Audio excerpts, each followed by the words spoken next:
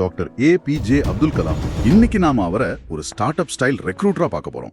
1980கள்ல இந்தியாவின் அந்த IGMDP திட்டத்தை அவர் கையில எடுத்தப்போ நடந்த விஷயம் இது. அப்போ DRDL ஆய்வகம் பல பெரிய சவால்களை சந்திச்சுக்கிட்டு இருந்தது.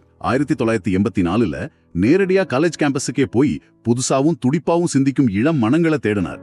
அப்போதான் காலேஜ் முடிச்சிட்டு வந்த 250 பசங்க இவங்களை உள்ள கொண்டு வந்ததன் மூலமா அந்த லேபோட மொத்த எனர்ஜியும் அவர் மாத்தினார். அப்போ அந்த டீம்ல இருந்த ஒரு இளம் இன்ஜினியர் ரொம்ப பதற்றமா கலாம் கிட்ட போய் ஒரு கேள்வி கேட்டார்.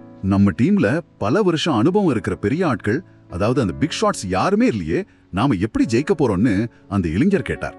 அவர் சிரிச்சுக்கிட்டு என்ன சொன்னார்னா, ஒரு பெரிய சாதனையாளர், அதாவது பிக் ஷாட் அப்படிங்கிறவரும் தொடர்ந்து தன்னோட இலக்கு நோக்கி சுட்டுக்கிட்டே இருக்கிற ஒரு சின்ன மனிதர் தான் அப்படின்னார். தொடர்ந்து முயற்சி பண்ணுங்கன்னு ஒரு வரியில எவ்வளவு பெரிய லீடர்ஷிப் பாடத்தை சொல்லிட்டாரு பாருங்க. கண்டிப்பா.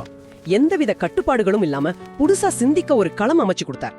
அதோட விளைவு என்ன தெரியுமா?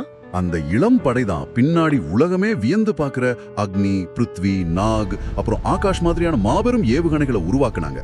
உலகமே இந்தியாவின் தொழில்நுட்ப ஆற்றலை பார்த்து பிரமிக்க காரணமா இருந்ததே முன் அனுபவம் இல்லாத அந்த 280 பேர் தான். இப்போ இதை கேட்டுக்கிட்டு இருக்கிற உங்களுக்கு ஒரு கேள்வி வரலாம், இது உங்களுக்கு ஏன் முக்கியம்? ஏன்னா உண்மையான தலைவர்கள் வெறும் ப்ராடக்ட்ஸை மட்டும் உருவாக்குறது இல்ல, சிறந்த மனிதர்களையும் உருவாக்குறாங்க. சரியா சொன்னீங்க.